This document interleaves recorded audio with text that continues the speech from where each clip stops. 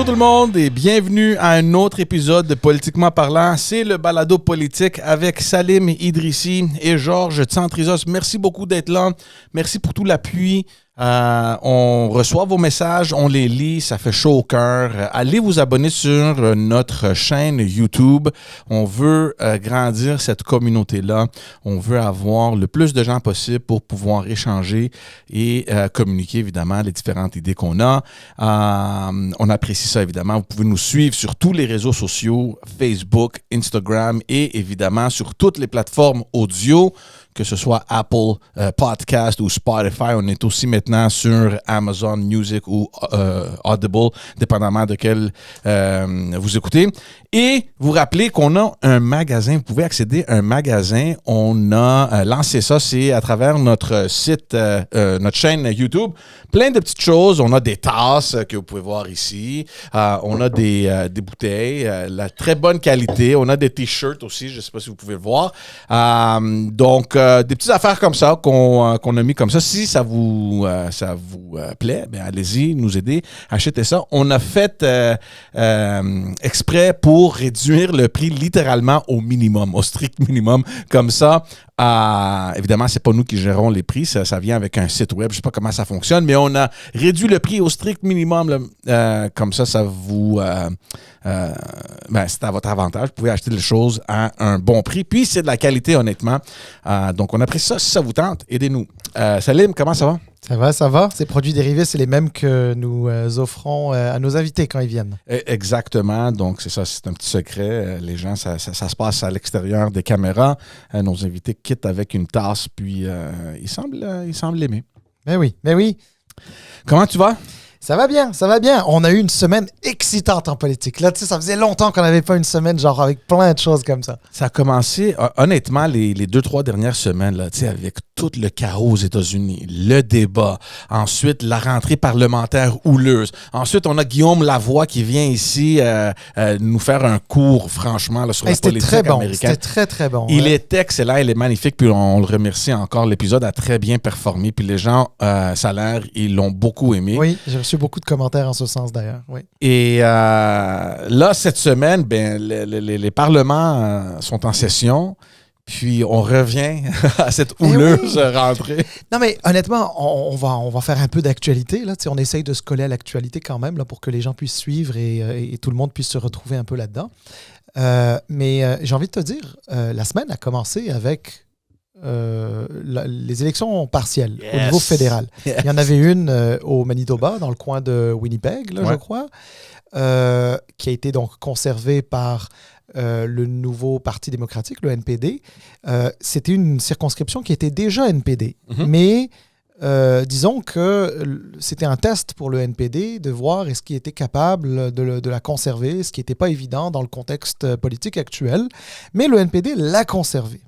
Mais en fait, les yeux, je pense, pas juste des Montréalais ou des Québécois, mais de l'ensemble des Canadiens qui suivent la politique fédérale de près, les yeux étaient rivés sur... la circonscription de la salle Aymar-Verdun, qui était détenue par l'ancien député et ministre David Lametti, du Parti libéral du Canada. On peut dire que c'est un château fort libéral. On peut pas juste dire ça. Ça n'a jamais été autre chose que libéral, ce comté-là. Je connais pas tout l'historique, mais effectivement, je pense qu'il n'a jamais été autre chose que libéral. Non, attention, je pense qu'il a déjà été néo-démocrate en 2011. Là. Ah oui? Oh oui, absolument. Mais en tout cas, bref, okay. il a presque toujours été libéral. T'sais, c'est un château fort. Un château fort, là, ça peut-être, même si ça tombe une fois dans l'histoire, c'est pas grave. Mais c'est un château fort. C'est l'ancienne circonscription d'un ancien premier ministre du Canada. Ben oui. Libéral, bien sûr, Paul Martin, pour ne pas le nommer. George, le PLC l'a perdu. Les résultats ont rentré très, très, très tard. Ça, c'est pour une autre raison. Hein. C'était pas parce que c'était serré, c'est aussi parce qu'il y avait 70 noms. C'est plus, je pense qu'il y a 90 noms. 90. Une affaire, c'est fou. Moi, je vais dire une chose, là. C'est sûr que moi aussi, je m'intéressais beaucoup plus à la partielle à Montréal parce que c'est le parti de Justin Trudeau, le parti du gouvernement qui détient ce comté-là. Et je voulais, comme plein d'autres curieux, voir est-ce que ça va être un autre coup pour le Parti libéral du Canada, j'ai dit Québec tantôt, Canada, comme ça l'a été à Toronto-Saint Paul il y a quelques mois. Les résultats commencent à rentrer et je vais dire une chose, là, c'est sûr qu'au Manitoba, il n'y a personne qui s'inquiétait que le NPD perde ce comté-là, sauf que c'est correct. Moi, je ne vois pas celui qui gagne. Moi, je vois c'est quoi le trend. Qu'est-ce qui arrive dans ces comtés-là? Et quand je vois dans le comté de Manitoba que le Parti conservateur, qui normalement rentrait en 3e place, a complètement détruit l'opposition, puis s'est rendu au deuxième parti, puis avec pas une grande différence. On parle de 1200 votes, une affaire de même, 1300, je n'ai pas les chiffres exacts, là, mais c'était pas loin du 1000 votes. Ça, pour moi, c'est quelque chose. Là, on regarde Montréal, et c'est sûr certain que le Bloc québécois a gagné. Donc, déjà là, c'est comme une surprise. Mais les vrais gagnants là, de ces élections-là, évidemment, c'est le Bloc parce qu'ils ont gagné un comté. Mais je mets aussi les conservateurs pas trop loin parce que, tu sais, il faut regarder un peu les tendances. Puis, ce qui est arrivé, là, ces élections-là, d'après moi, dans les régions là, environnantes, au Manitoba, quand tu vois que le Parti libéral est presque nulle part dans l'échiquier, puis c'est le conservateur qui ont réussi à augmenter leur vote comme ça, ça m'inquiéterait si j'étais aux alentours de ce comté-là. Et à Montréal, donc c'est une partielle, c'est la frustration. Dans une élection générale, je doute franchement que le Bloc pourra aller chercher ce comté-là. Peut-être oui, peut-être non. Peut-être qu'il y aura toujours cette division entre libéral et NPD, puis ils vont maintenir le comté. Je ne sais pas ce qui va arriver dans ce comté spécifiquement, mais c'est sûr et certain que les comtés à l'extérieur de Montréal, dans les régions, les libéraux ont peur en ce moment. Écoute, je suis d'accord et pas d'accord en même temps avec toi, et je m'explique. Je suis d'accord avec toi que tout ce qui peut affaiblir le parti au pouvoir en ce moment, le parti de M. Trudeau en ce moment, tout ce qui peut l'affaiblir est quand même assez favorable au Parti conservateur, ne serait-ce que parce que le Parti conservateur est de loin en tête des sondages et que s'il devait y avoir des élections demain matin, en théorie, il devrait rentrer assez confortablement au gouvernement. T'sais, en théorie, bien sûr. Donc, les sondages qui sont d'ailleurs une tendance lourde depuis longtemps. Ça, là-dessus, je suis d'accord avec toi. Donc, de ce point de vue-là, oui, on peut dire que les résultats sont bienvenus pour les conservateurs. Cela dit, on ne peut pas dire, politiquement parlant, que quand tu as 2 circonscriptions où il y a des élections complémentaires, dans lesquelles les conservateurs n'ont pas été nécessairement très performants, 2 circonscriptions dont le Parti conservateur se fout totalement parce que même s'il devait former le gouvernement dans les prochains mois, ce sont des circonscriptions qu'il ne gagnerait pas de toutes les manières. On ne peut pas dire que là-dessus, c'est une victoire. Par contre, moi, je trouve que oui, la victoire est d'abord celle du Bloc, parce que c'est une circonscription qu'il n'avait pas et qu'il est allé chercher, qui plus est dans l'ouest de Montréal, la 2e circonscription après celle de Mario Beaulieu qu'on a reçue il y a quelques semaines ici. La 2e circonscription sur l'île de Montréal, c'est quand même fort. Pour le NPD, mathématiquement, moins 1 plus 1, ça fait 0, donc ils ne font pas de gain. Mais par contre, juste le fait de le conserver et de ne pas s'être fait trop malmené par les conservateurs dans cette circonscription-là. Ça démontre, en tout cas pour eux, c'est comme si ça démontrait que le NPD était la réponse progressiste face à un futur gouvernement conservateur. C'est un peu comme ça le calcul. Donc moi je te dirais que c'est surtout le Bloc, ensuite le NPD qui sont gagnants. Puis oui, par ricochet, indirectement, les conservateurs aussi sont quand même contents de ça. Donc voilà. Alors quand même, la perte de cette circonscription pour le Parti libéral du Canada, après celle de Toronto-Saint-Paul, c'est quand même... Ça fait mal. Mais oui, bien sûr, ça fait très mal. En même temps, on va se le dire, je pense qu'on l'avait vu venir. Mais il y a un truc que j'aimerais dire, parce que je trouve quand même que c'était très intéressant, parce que qu'on le veuille ou non, même s'ils l'ont perdu, C'était une course à 3. Les résultats étaient super serrés. Oh my God, oui. C'est intéressant parce que c'est une circonscription qui s'appelle LaSalle, Aymar pour Ville-Aymar, Verdun. Puis il y avait comme 3 partis politiques qui se disputaient. Et on dirait que chacun des partis politiques a gagné un des quartiers. Ouais. Donc, Verdun, incontestablement, a voté en grande majorité pour... Le NPD? Non, pour le Bloc. Ah, c'est là où le Bloc est allé chercher son appui? Oui, absolument. Okay. Absolument.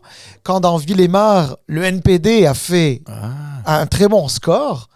Et enfin, Ville-la-Salle, ça c'est très rouge libéral quand même. Il y a du NPD aussi là-dedans. Enfin bref, dans Ville-et-Mar et Ville-la-Salle, il y a pu y avoir un peu de différence, mais chacun a gagné là-dedans. Puis c'était très très proche, mais très très proche. C'est comme quand tu dis, je sais pas moi, au hockey, tu gagnes juste 1-0. Là, je veux dire, c'est vrai que c'est une victoire quand même. You take it. Voilà, c'est ça. C'est vraiment une victoire vraiment pas intéressante pour le public qui regarde ça. Mais tu te dis, c'est une victoire pareille. Là, c'est comme... fait que bravo pour le Bloc. Moi, le message là, qui ressort... OK, on oublie Manitoba parce que, comme tu as dit, il n'y a rien vraiment qui a changé, sauf du fait que les conservateurs ont augmenté de beaucoup leur vote. Mais dans cette circonscription-là, à Montréal, si jamais il y avait quelqu'un qui se doutait de la frustration qu'ont les électeurs envers Justin Trudeau et son gouvernement, il faut juste se rappeler de ce fait-là que le Bloc québécois a gagné dans LaSalle et mort à Verdun. Même les bloquistes, je pense, qui étaient très surpris d'une victoire. C'est sûr qu'ils regardaient les chiffres, ils faisaient du porte-à-porte.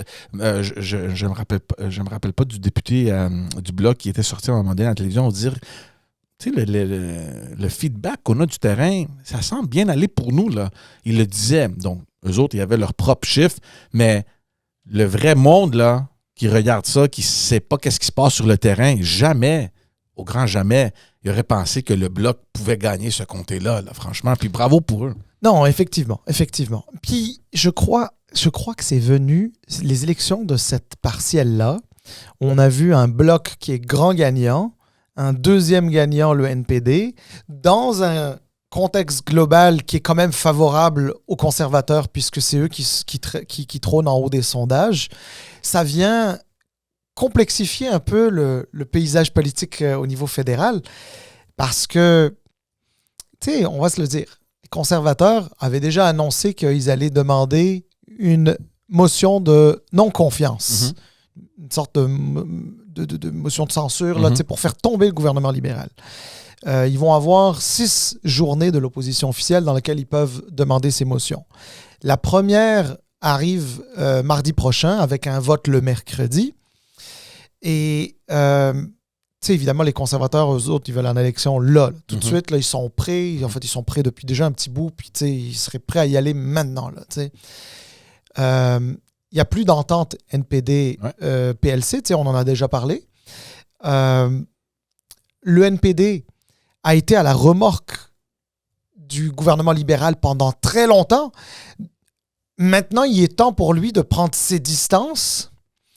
Le Bloc n'a pas envie de sauver le gouvernement libéral. Fait que, honnêtement, il y a beaucoup de gens qui s'imaginaient qu'on irait en élection la semaine prochaine. Puis pour être honnête avec toi, d'habitude, je suis très prudent à me dire, mais non, ils vont finir par s'entendre. Là, je pensais vraiment qu'on irait en élection. Bon, finalement, le Bloc comme le NPD ont annoncé qu'ils allaient voter contre la motion de non-confiance des conservateurs, chacun apportant son argument. C'est correct. On peut comprendre qu'ils ne sont peut-être pas prêts tout de suite. Mais on va se le dire là. George, si les conservateurs de Pierre Poilievre tiennent parole, et je crois qu'ils vont tenir parole, à chacune des journées de l'opposition officielle qu'ils vont avoir, ils vont déposer une motion de non-confiance. Je vois très mal comment, politiquement parlant, encore une fois, je vois très mal comment à la fois le NPD et à la fois le Bloc serait en mesure de sauver 5 autres fois le gouvernement libéral. Moi, je ne vois pas comment ça peut se faire. C'est impossible. À mes yeux, c'est impossible. Donc, pour moi, on est plus proche d'une élection fédérale. Je peux me tromper, bien sûr. Je n'ai pas de boule de cristal. Là, c'est de la politique, après tout. Il y a des contextes à ça. On ne sait jamais quel lapin peut nous sortir de son chapeau Justin Trudeau aussi. Là, je veux dire, c'est pas vrai que quand tu es au gouvernement, même quand tu es minoritaire, que tu n'as aucun moyen de mettre la pression sur les oppositions pour voter en faveur de toi, en faveur de ton maintien au pouvoir. Mais j'ai comme l'impression qu'on va aller en élection plus tôt que tard. Et je ne sais pas si tu te souviens, je te cède la parole là-dessus. En 2006, quand Stephen Harper a pris le pouvoir, les élections ont été déclenchées à l'automne, ou à la fin de l'automne, quasiment le début de l'hiver. Puis pour un vote à la fin du mois de janvier, et Stephen Harper est devenu premier ministre du Canada en janvier. Ouais. Puis tout le monde te dit, mais non, on va pas faire d'élection. Il va pas y avoir une campagne électorale pendant Noël, etc. Ça c'est arrivé. Mais c'est déjà arrivé. Ouais. Puis c'est où, après tout? Là, je veux dire, qu'est-ce qui t'empêche? Ouais. Moi, je vais dire une chose. Je suis d'accord avec toi. Moi, je pensais que quand Pierre Poilievre est sorti faire son annonce et en même temps, quelques jours plus tard, Jack Metzing a déchiré l'entente avec Trudeau. Moi, j'ai dit, c'est fini, c'est fini. Mais on avait parlé sur ce podcast-là, on a dit que la balle maintenant est dans le terrain du Bloc et ça dépend de eux, comment ils vont en profiter pour essayer de faire des réclamations et de recevoir des engagements auprès du gouvernement pour bénéficier aux Québécois. Et c'est exactement ce qui s'est passé. En fait, on a même dit que Yves-François Blanchet, il était beaucoup plus habile, d'après moi, que Jack Metzing. Puis il n'allait pas jouer la game de Pierre Poilievre. On le voit, c'est exactement ce qui s'est passé.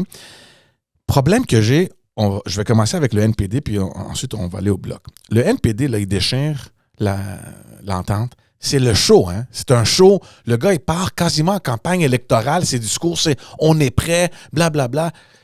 Puis là, les conservateurs vont déposer mardi leur motion de censure, puis tu sors pour dire non, on va appuyer le gouvernement. Excuse-moi, là, mais tu viens tout juste de faire tout ce show-là, là, puis tu vas retourner en chambre, mettre la queue entre les jambes et dire on va appuyer le gouvernement. Sais-tu quoi? Non, mais sais-tu quoi? C'est ce que j'aurais dit aussi, comme toi, s'ils avaient été tout seuls. Moi, j'ai l'impression. Puis regarde, j'ai aucune idée. J'ai pas eu d'informations. Je n'ai pas parlé avec des députés fédéraux ou du staff ou quoi que ce soit. J'ai pas d'informations. Je dis ça, vraiment, je peux me tromper. Et moi, j'ai l'impression que le Bloc et le NPD se sont parlé pour voter ensemble contre la motion des conservateurs. Mais ça change quoi de voter ensemble? De toute façon, on a besoin juste d'un parti. Donc, si le NPD voulait garder cette image-là de on n'est plus là avec les libéraux, nous, on est prêt d'y aller tout de suite, là, on déchire l'entente, mais derrière, en arrière-scène, t'es pas vraiment prêt, mais laisse le Bloc voter en faveur, puis ça fait ton affaire. Mais change pas ton discours, parce que là, t'es le tough guy, là, t'as fait tout un show, puis là, t'es OK. Moi, je pense qu'ils avaient juste pas envie de se précipiter en raison de la pression que leur met Pierre Poilievre. Quand je dis se précipiter, tu sais, veux pas aller en élection, faire tomber un gouvernement, il y a une certaine forme de responsabilité.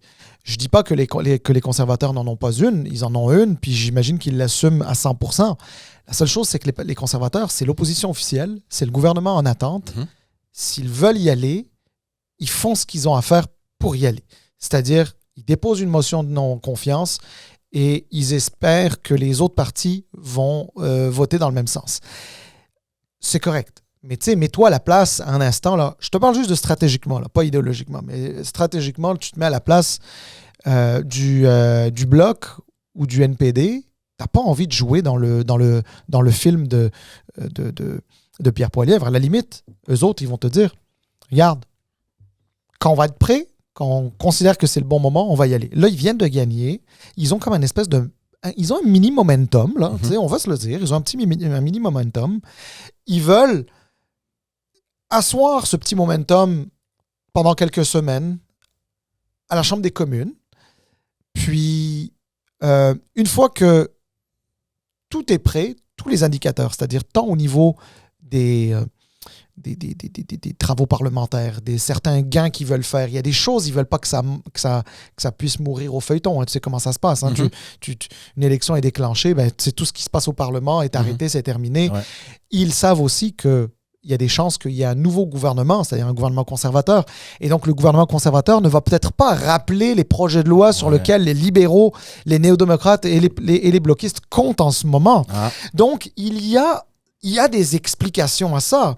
Puis les conservateurs, eux, par contre, pour eux, tous ces projets de loi-là, ce sont toutes des mesures dépensières, inutiles, avec lesquelles eux ne veulent pas avoir à vivre par la suite.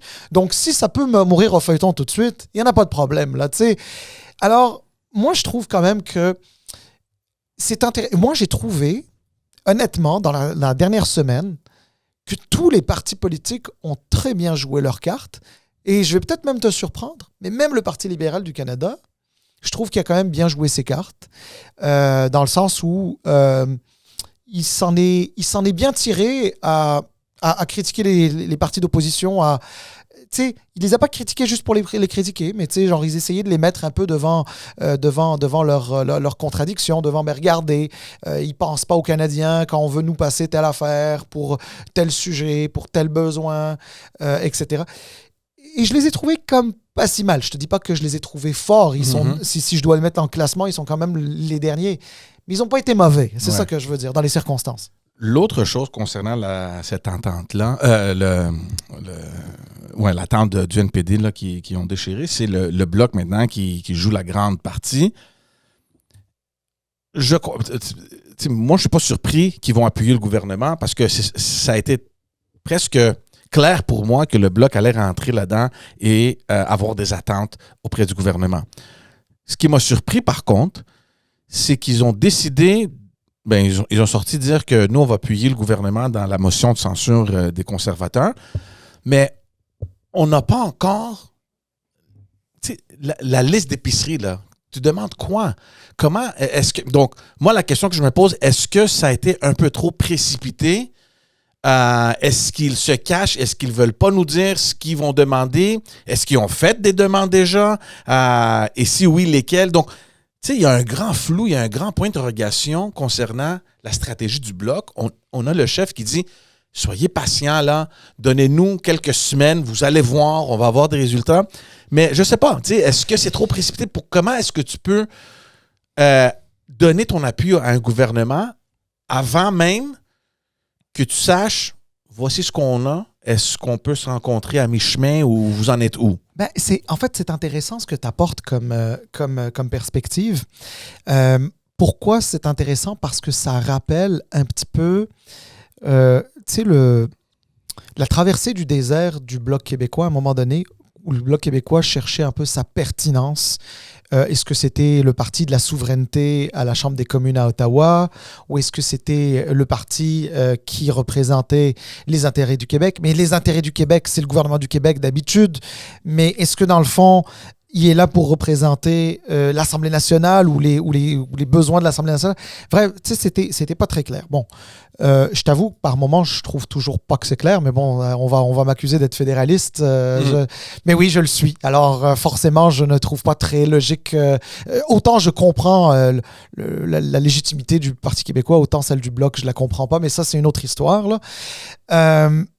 Mais toujours est-il pour dire que le Bloc, lui, ce qu'il te dit, c'est qu'il est là pour défendre les intérêts du Québec. Les intérêts du Québec, ce sont les demandes que le gouvernement du Québec fait. Ce sont les demandes aussi qui viennent unanimement de l'Assemblée nationale. Et j'imagine que et là, je ne connais pas l'agenda législatif du fédéral, là, mais c'est certain que s'il y a là-dedans des éléments qui sont extrêmement importants pour le Québec, le Bloc québécois, par responsabilité, pourrait ne pas vouloir aller en élection tout de suite parce qu'ils se disent, regarde, il y a peut-être tel élément, je vais le vouloir, tel autre élément, je vais le vouloir. Maintenant, ce qui est un peu particulier là-dedans, c'est que en faisant ça, tu prouves que même avec un gouvernement libéral, tu es capable d'obtenir des gains pour le Québec. Ouais. Donc, ça prouve aussi qu'un parti libéral du Canada n'est pas nécessairement néfaste pour les intérêts du Québec. Mais c'est parce que aussi que le Parti libéral du Québec, maintenant, il est comme coincé... Du Canada. Du Canada, excuse-moi. Il est un peu coincé dans un coin. Il n'y a pas grand place pour faire des manœuvres. Là. Tu prends l'opportunité. Bon, il y a le Bloc... C'est quoi tes choix? Il faut que tu ailles vers le Bloc. Puis c'est sûr que le Bloc, là, on entend, ils veulent plus d'argent pour les aînés au Québec. Il y a la question de l'immigration, les pouvoirs du gouvernement, d'ajouter plus de pouvoirs. Ouais. Oui, il y a ça. Il y a un truc sur les aînés, je crois aussi. Oui, c'est ça. Ouais. Donc, regarde, il y a... Non, mais regarde, c'est certain que si ça faisait l'affaire du Bloc d'aller en élection, ils auraient voté contre.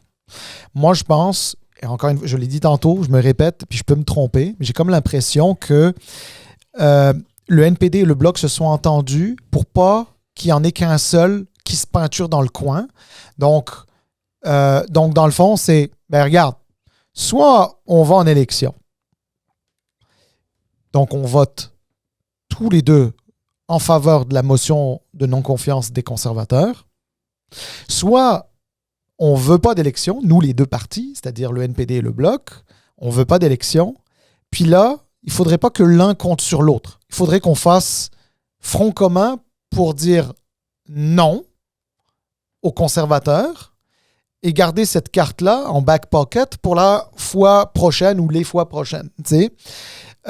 Et donc, pour pas qu'il y en ait un qui soit perdant dans l'équation. Puis moi, je trouve que c'est fair. Parce que s'il y avait eu juste le Bloc qui avait sauvé les libéraux, le Bloc aurait mal paru. C'est le Bloc qui sauve le gouvernement Trudeau. C'est quand même un peu bizarre. Mm-hmm. Puis si ça avait été juste le NPD, ça aurait été mais dans le fond, ils ont déchiré l'entente, mais ils ont continué de voter avec eux anyway. Tu comprends ce que je veux dire? Ouais, mais ça va arriver anyway. Non, mais je le sais, mais c'était peut-être pas le bon timing. En tout cas, moi, j'ose croire que s'ils ont décidé de pas y aller, c'était que le timing n'était pas bon, ou alors que le timing n'était bon que pour les conservateurs. Ouais. Mais eux, ils sont pas là pour faire la job pour les conservateurs. Eux autres, à la limite, là, que ce soit des libéraux ou des conservateurs au pouvoir, ça sera pas eux. Ouais. Tu vois ce que je veux dire? Ça va juste... En fait, c'est juste changer le mal de place. Tu sais. Pour les néo-démocrates, ça va être un peu plus compliqué à expliquer parce qu'ils les ont quand même soutenus pendant 3 ans. Donc c'est un peu ça. Mais d'ailleurs, ça fait le lien, je crois, avec le prochain sujet, ça. Avant qu'on parte, qu'on compare au prochain sujet, juste une petite dernière affaire là, au fédéral. Ah non, mais toujours concernant le fédéral. Hein, ouais. Moi, je vais parler un peu de ces événements qui se sont produits cette semaine avec Jagmeet Singh, où il a été affronté par... On a vu les images à l'extérieur, il y a quelqu'un qui l'a confronté. Il l'a confronté. Puis c'est rare de voir ça d'un politicien, de se tourner puis aller vraiment affronter le gars. Puis, c'est quoi que tu as dit? Là? Il est rentré vraiment dans sa face. Là. Puis le jour d'après, on le parle aujourd'hui dans les médias partout, dans la Chambre des communes, là, dans le Parlement... C'est sûr que Poilievre, il pousse un peu l'agenda aussi, il pousse un peu le discours, mais je trouve que dernièrement, Jagmeet Singh, il perd très rapidement son calme. Et je me demande, qu'est-ce qui est arrivé? Je comprends qu'il y a de la pression, c'est pas nouveau, là. Il se fait toujours, depuis le tout début, il se fait intimider. C'est un Sikh, il y a le turban, il y a plein d'affaires racistes à son endroit. Là, il a appuyé le gouvernement pendant 1 an et demi, 2 ans. Donc, à chaque fois qu'il sort dehors, les mêmes attaques que reçoit Justin Trudeau, Jagmeet Singh les reçoit aussi. Mais c'est la game, you know? Mais je trouve que là, calme-toi un petit peu. Là. Il faut que tu montres un peu l'exemple. Ça, les attaques personnelles, je veux dire, d'un côté, oui, ça fait partie de la game, mais de l'autre, on peut se relaxer un peu, surtout provenant de tes propres collègues. Je pense que Poilievre a peut-être poussé un peu trop fort, mais en même temps, peut-être qu'il fait exprès pour me montrer une image de toi qui est peut-être négative. Je sais pas si c'est quoi l'agenda de Poilievre, mais le point que j'essaie de faire, c'est que il faut garder ton calme. Là. Tu peux pas dégénérer comme ça. Ouais, mais je vais quand même mettre quelques bémols à ce que tu dis. Je comprends. C'est-à-dire que c'est sûr qu'il faut savoir se contrôler, etc. Bon, ça, regarde, je pense qu'il n'y a personne qui est favorable à la violence, qu'elle soit verbale ou physique ou psychologique. Là, mais donc, je ne veux pas donner l'impression que je donne raison à monsieur Singh. Ce que j'ai envie de dire surtout,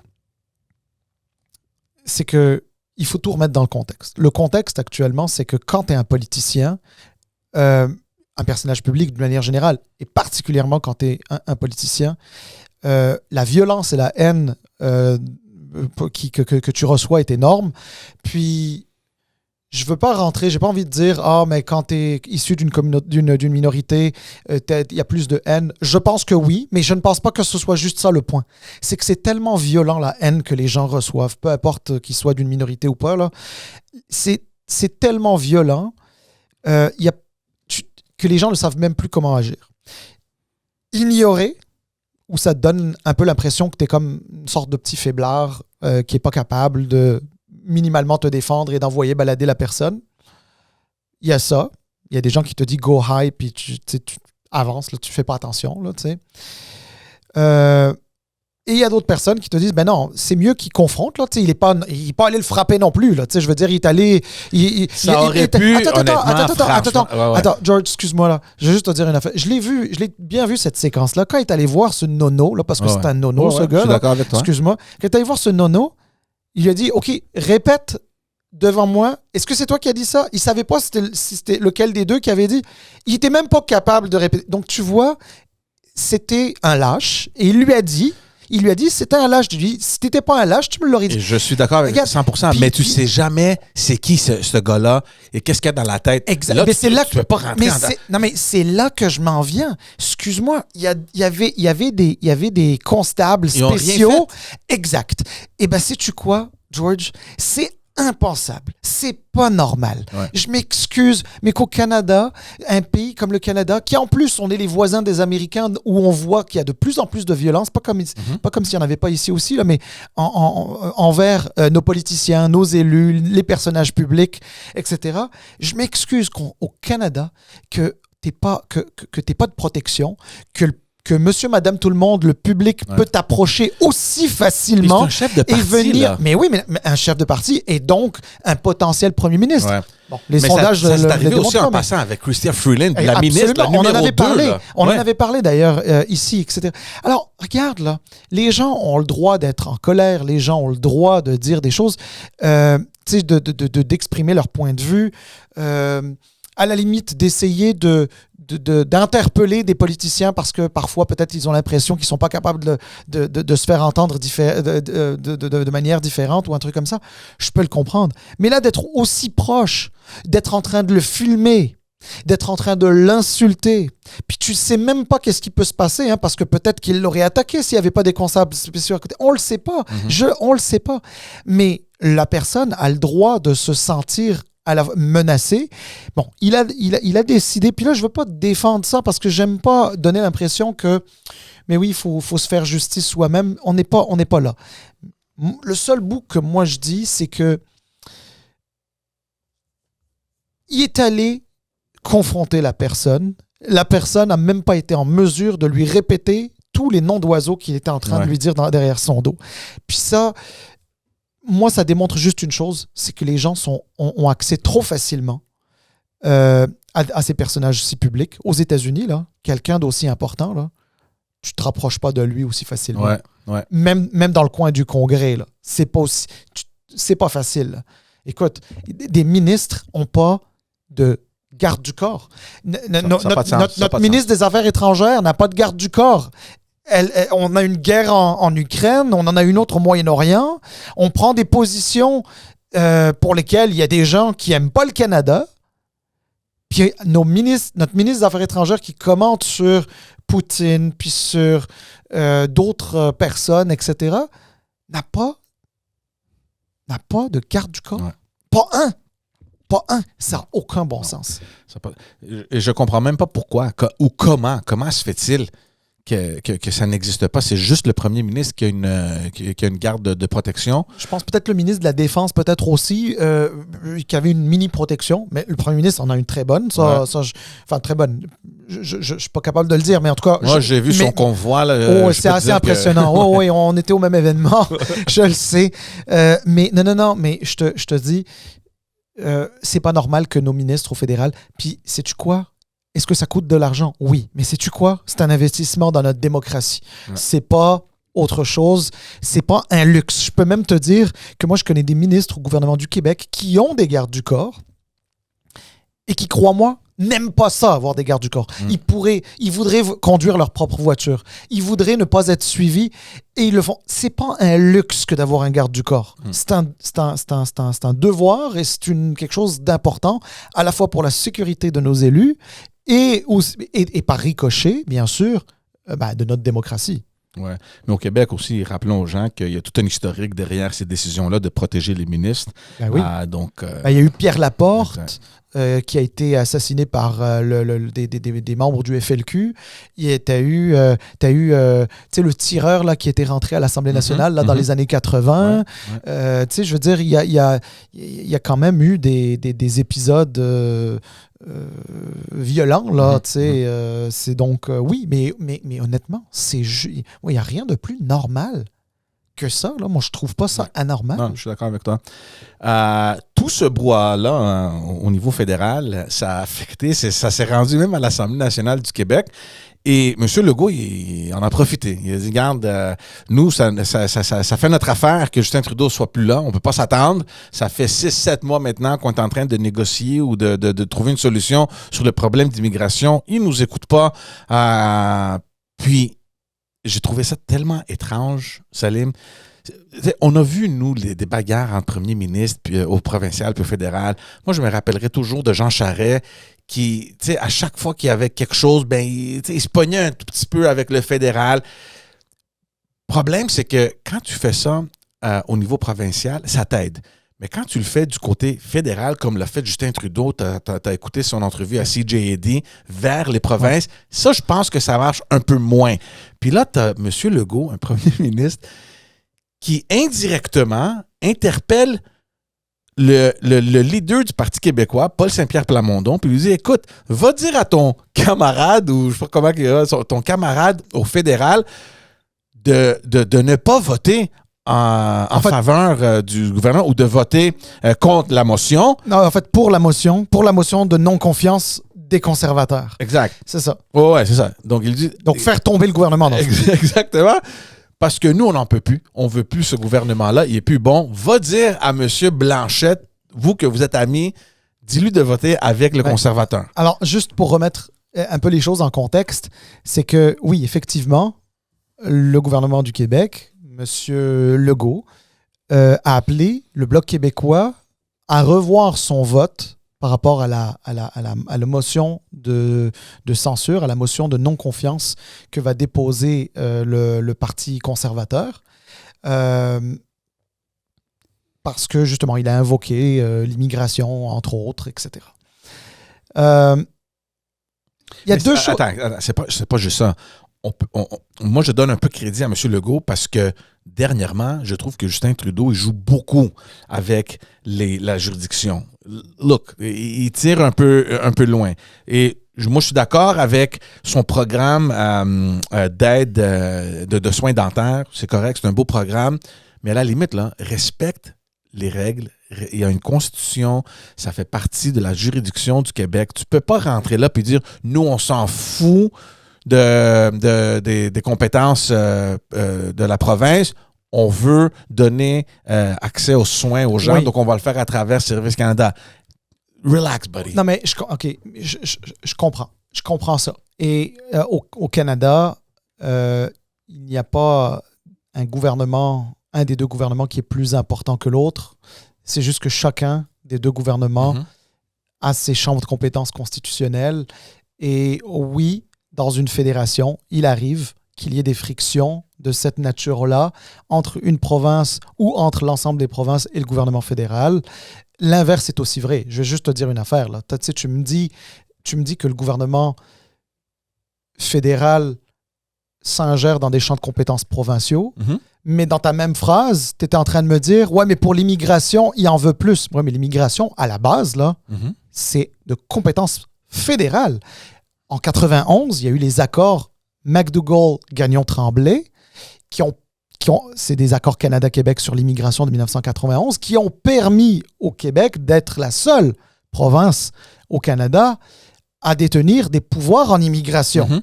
Ce que M. Legault fait, c'est n'empiétez pas sur nos champs de compétences, mais nous, on veut plus de compétences du fédéral sur l'immigration. Il a ses raisons. C'est la nature de son nationalisme à lui, c'est ça. Là, dans le fond, c'est qu'à un moment donné, tu vas tellement rapatrier les pouvoirs d'Ottawa que tu vas être par défaut indépendant, là, tu comprends? Mais donc, à un moment donné, tu peux pas dire je fais partie d'une fédération, puis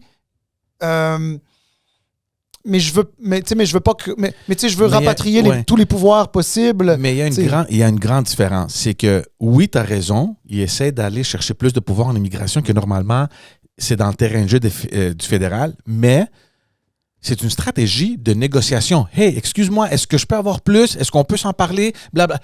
Mais George, tu vas pas en élection là-dessus. Là. Non, mais ce que j'essaie de t'expliquer, c'est que si on compare les deux, là, on a d'un côté un problème où c'est clairement un problème d'entente, de négociation. C'est sûr que la porte est fermée de Justin Trudeau. Et de l'autre côté, on a de l'action concrète du gouvernement fédéral qui vient dire « Moi, je m'en fous. Je m'en fous du ministère de la Santé. On va le faire à travers Service Canada. Voici l'argent. » Ça, on est loin là, de deux affaires. Regarde, je comprends le point sur...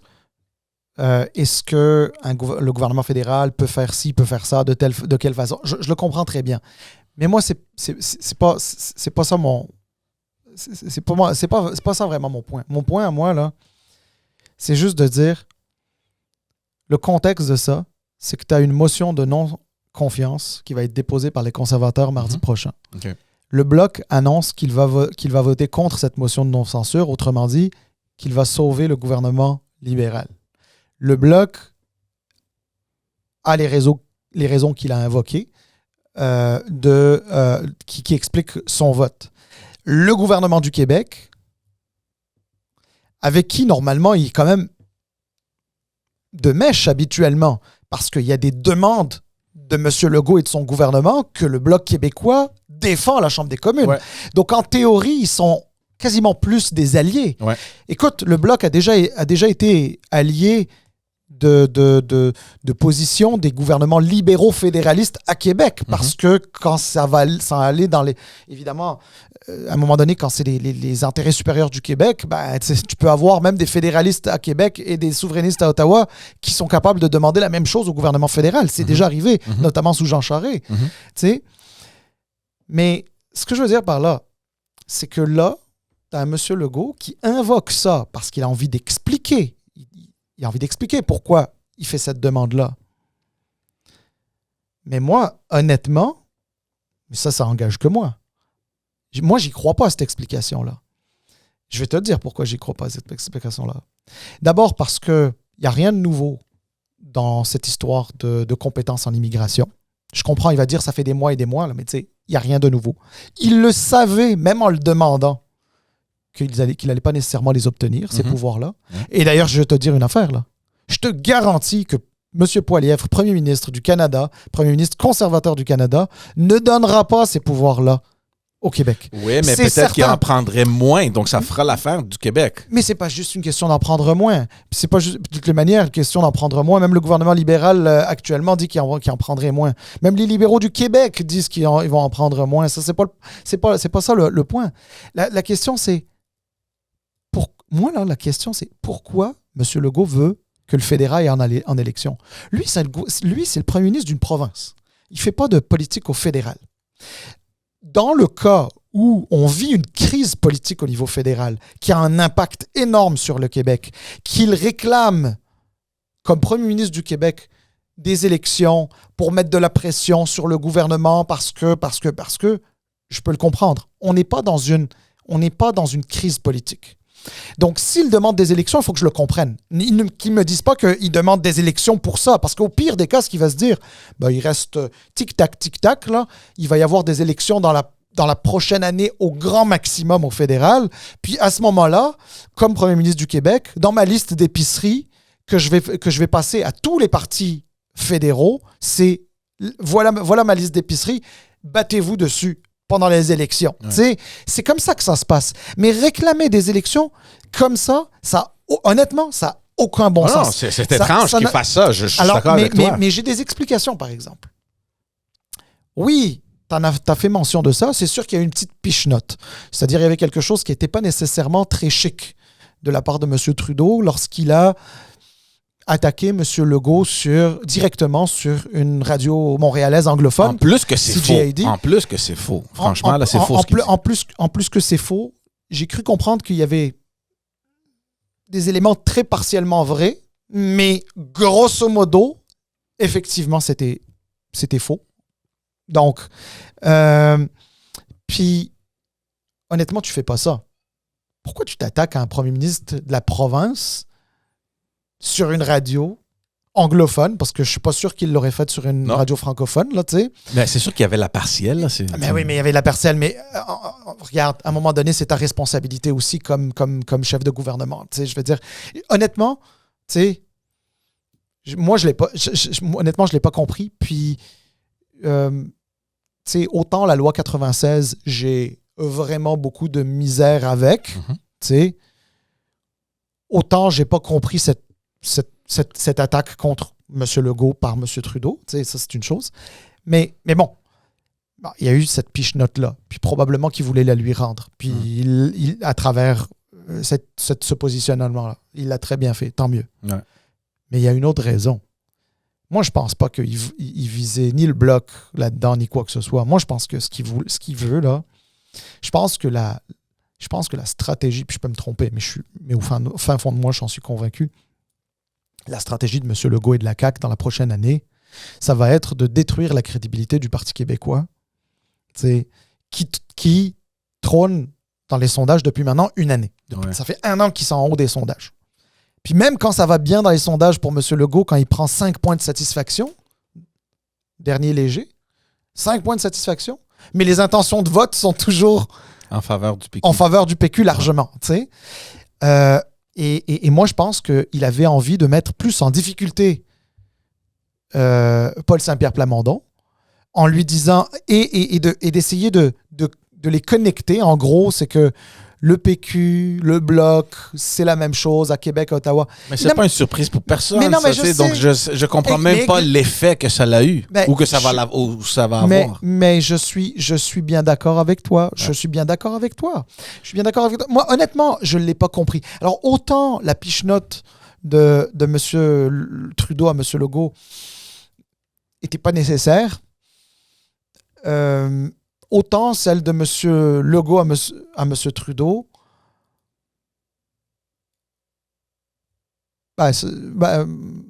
n'était pas nécessaire, mais surtout celle de M. Legault à M. Paul Saint-Pierre Plamondon, parce qu'il essaye de dire quelque chose que les gens savent déjà. Ben oui, c'est ça.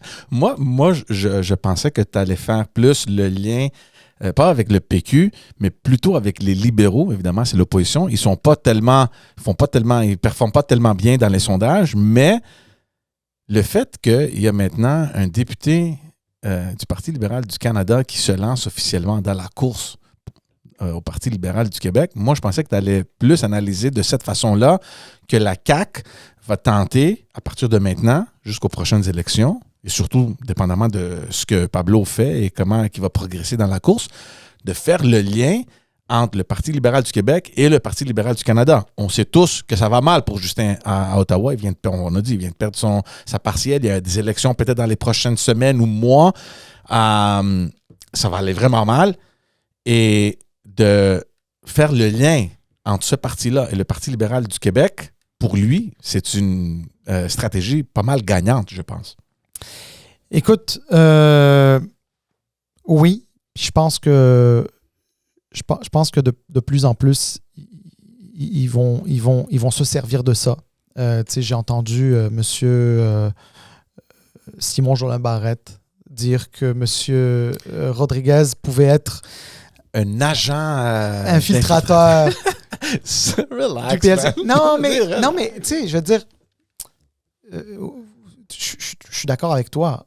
Relax, mais tu comprends, que la politique, c'est une question de perception avant d'être une question de vérité. Oui. Et là, le problème, c'est que la perception est très, très, très, très forte. Et tu sais, on l'a déjà dit sur ce podcast-là, on le disait de monsieur déjà François-Philippe Champagne, mais monsieur Rodriguez, c'est une coche au-dessus au niveau de la perception. Ouais. Tu sais, donc, c'est sûr que les adversaires vont l'utiliser. C'est absolument certain. Mm-hmm. Et la CAQ a besoin d'utiliser ça parce que la CAQ ne veut pas voir les fédéralistes repartir vers le PLQ. Parce qu'il n'y aurait plus personne à la CAQ parce que les souverainistes ont déjà commencé à retourner massivement au PQ. Mm. Alors, c'est sûr que les fédéralistes, tu vas vouloir les garder, mais parce que c'est des fédéralistes qui sont aussi des nationalistes. Ouais. Et il veut essayer de taguer ça. Puis le fait d'avoir 2 anciens ministres du PLC, Denis Coderre, Pablo Rodriguez, dans cette course-là, d'avoir Charles Milliard qui, si on a bien compris, a failli peut-être faire la dernière élection dans la salle Villemar-Verdun. En tout cas, il n'a pas démenti. Hein. Il me semble qu'il avait dit qu'il y avait réfléchi, mais que finalement, il avait décidé d'aller au Québec. Donc, pour certaines personnes, ils vont peut-être essayer de le... Ils vont essayer de le rapprocher de ça. Avoir des associations. Ouais. C'est ça, exact. Fait que là, pour les adversaires du PLQ, ça va être très simple. Je veux dire, regardez, là, la moitié de votre caucus a un lien plus ou moins avec le PLC. Puis, si ça se trouve, la moitié de ce caucus-là va se retrouver avec des candidats qui sont liés d'une manière ou d'une autre au PLC. Tu comprends ce que je veux dire? C'est quelque chose. En même temps, George, puis je pense qu'on va finir là-dessus, là. Puis on pourra se reparler la chefferie du PLC, du PLQ. On en a déjà parlé plusieurs reprises. On aura l'occasion d'en reparler. Mais moi, le seul message, je l'ai dit la semaine dernière ou la semaine d'avant, je ne sais plus, là, mais le seul message que j'ai envoyé à tout ce beau monde-là, c'est regardez, respirez par le nez, faites votre campagne, arrêtez de frapper sur l'autre. Tous ces candidats-là que j'ai nommés, puis rajoute ça à Fred Beauchemin, rajoute ça à Marc Bélanger, rajoute ça, etc. Regarde, plutôt que de montrer ce qu'eux ont à offrir, ils sont en train de dire hey, regardez comment les autres seraient pas bons pour le PLQ. Mm-hmm. Mais c'est parce que j'ai pas envie de voter pour le moins pire. C'est parce que j'ai envie de voter pour le meilleur. Ouais. Alors, montrez ce que vous avez de meilleur. Ce sont de bons candidats. Là. On peut dire ce qu'on veut. Est-ce qu'ils ont leurs défauts ou des éléments de leur profil qui n'est pas nécessairement le plus simple à assumer dans le cadre de la chefferie du PLQ? Oui, ils les ont. Tous ceux qui sont déclarés comme ceux qui viendront plus tard. Mais ils ont tous des qualités. Pablo Rodriguez a des qualités. Fred Beauchemin a des qualités. Charles Milliard a des qualités. Marc Bélanger, je ne le connais pas très bien. Mm-hmm. On me dit qu'il fait partie des rares qui étaient des nationalistes du PLC là, à l'époque. Là. Mais je ne peux pas juger, je ne le connais pas, mais je me dis juste le fait d'avoir le courage de se lancer dans cette course-là quand tu as moins de notoriété que les autres, pour moi, c'est une preuve de qualité. C'est même Denis Coderre. T'as pris du temps pour celle-là? Ben, j'ai pris du temps parce que je veux pas être hypocrite, mais même Denis Coderre, on l'a dit déjà sur ce podcast-là, à la mairie de Montréal, il y a un certain ménage qui devait être fait, qu'il a eu je ne sais pas si c'est l'audace de faire ou l'obligation de faire, mais dans tous les cas de figure, il l'a fait. Donc, on peut lui donner... t'auras compris que c'est pas mon préféré, mais bon, voilà. Regarde, mais d'une manière générale, c'est tous du bon monde. Là. Ouais. Je suis d'accord avec toi. On n'aura pas le temps de parler de la démission de Pablo Rodriguez et de son lancement de la course à la chefferie, mais ça nous laisse déjà un sujet à discuter pour la semaine prochaine. Donc, allez nous suivre sur toutes les plateformes, que ce soit Facebook, Instagram, mais surtout sur YouTube. On veut grandir la chaîne. Il y a beaucoup d'affaires qui vont se passer dans les prochaines semaines. On a tellement de contenu. Puis, on prépare une série spéciale qui va venir bientôt aussi. Donc, suivez-nous. Aimez ce qu'on a, partagez le contenu. Si ça vous tente, allez visiter notre magasin. Merci beaucoup. Et on se voit encore la semaine prochaine. Ciao tout le monde. À plus!